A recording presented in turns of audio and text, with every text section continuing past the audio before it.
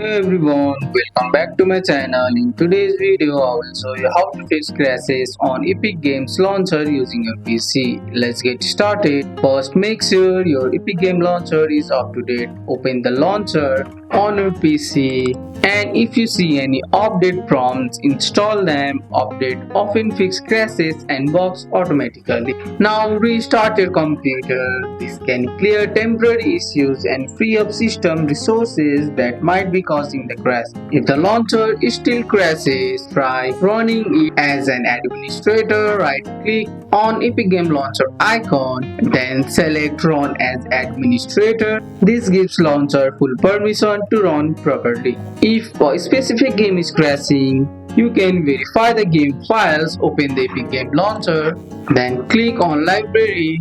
After that, click on three dots, then select Manage and select Verify. This will check for missing or corrupted files and fix them automatically. Following these setups usually fix most crashes and lets you get back to gaming without any problem. That's all for today's video, guys. I hope you guys like this video. If you found this video helpful, drop a like, subscribe for more videos. Thanks for watching.